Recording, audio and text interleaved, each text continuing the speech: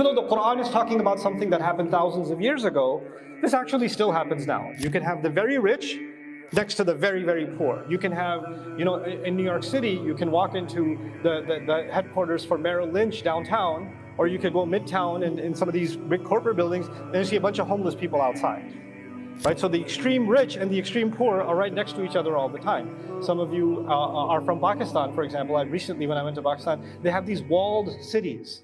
They have these complexes that are gated with security guards with machine guns, and once you walk in, you're basically in America.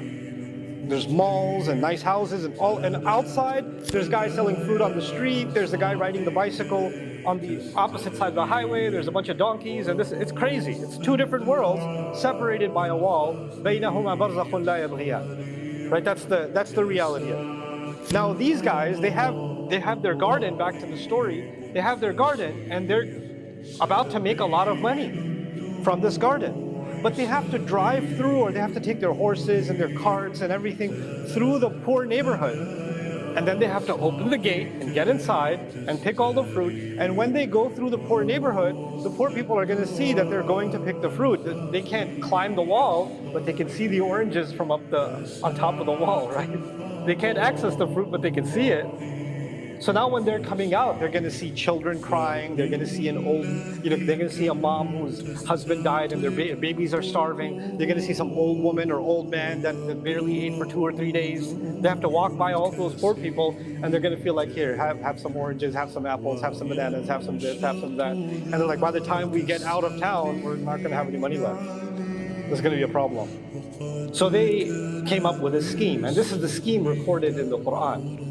إِذْ أَقْسَمُوا لَيَصْرِمُنَّهَا مُصْبِحِينَ. When they took an oath with each other that we are going to reap all of our fruits, we're going to collect all of our fruits tomorrow morning. That's it, one strike. We can't go little by little, because every time we go, we end up giving some things away, and that's not working. We got to go one time, get it done before the poor, they show up, before social services shows up, before we get taxed by the public. Let's just go get it done quickly. And there will be no exceptions. Now this exceptions, there's different ways Mufassirun look at it. One meaning of that is that it's i'tirad, meaning لم يقولوا إن شاء الله لا يستثنون يعني إلا أن يشاء الله. Right? So the one meaning is they were going to go in the morning and they didn't say Insha'Allah. But actually the more contextual meaning also is they were going to make no exceptions. In other words, every one of them is going to show up. They're not going to delay this any further, and they will make no exceptions from their plan. And what's the plan? We'll see in a second. By the way, you'll notice so far they haven't done anything wrong. If they decided to pick their fruit in the morning, no problem. Go pick it up in the morning. You want to make no exceptions and go there early, fine, no problem, go get it. لا يستثنون. But Allah says, فَطَافَ عَلَيْهَا طَائِفٌ مِّن رَبِّكَ وَهُمْ نَائِمُونَ. But Allah sent something that is an encircling sort of punishment. You could call it a tornado. Allah wasn't specific about what came. Maybe a group of angels came, or a fire came that surrounded it, or a wind came, or a hurricane, a tornado landed. Something happened to the garden while they were asleep.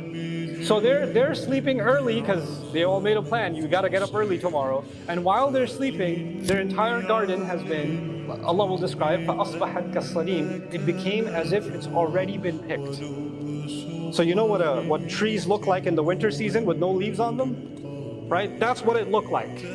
All right, and they were going to go to a fully green garden, but they're going to go end up at a garden where there's no greenery, no fruit in sight. فَأَصْبَحَتْ كَالصَّرِيمِ. But they have no idea. They were sleeping. فَتَنَادَوْا مُصْبِحِينَ. So they woke up. One of them woke up, and they're like, hey, you guys are still sleeping? Get up, get up, get up. تَنَادَوْا يعني نَادَى بَعْضُهُمْ بَعْضًا. They start calling each other. Come on, get up, get up. It's morning. We're going to get late. Our plan's going to get messed up. So far, even so far as you're reading the story, there's nothing wrong. They didn't do anything wrong. They said, okay, let's get up in the morning and go. فَتَنَادَوْا مُصْبِحِينَ أَنْ اغْدُوا عَلَى حَرْثِكُمْ إِن كُنْتُمْ صَارِمِينَ. Hurry up and march to your crop if you're going to collect it.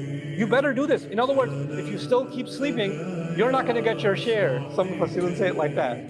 Like some of them, I don't want to get up. And the other guys, okay, I guess you're not going to get your share. We're going to take yours too. Fine. And then he gets up. And they all go, in kuntum salimin. فَانْطَلَقُوا. Now the crime. Now they're projecting in a straight line towards their objective. وَهُمْ يَتَخَافَتُونَ. Khaft in Arabic is actually like hams. And it's also al-haraka al-khafiyya. It's like very subtle movement. So they're walking and they're barely whispering to each other, and they're trying to be as subtle and as unnoticeable as possible.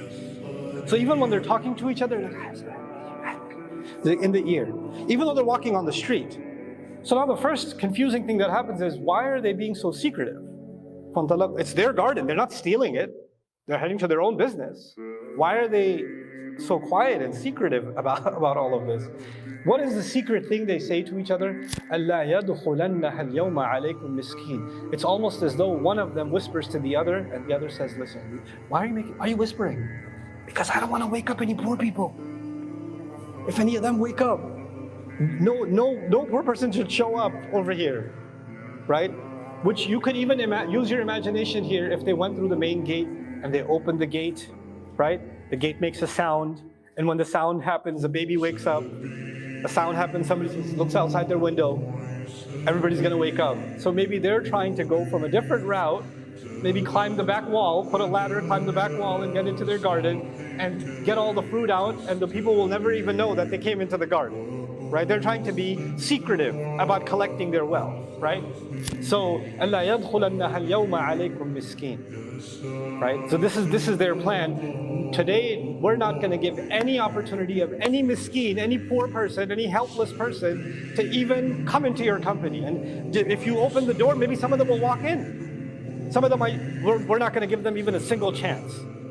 This is the only ayah in the entire story that's their crime. There's no other ayah.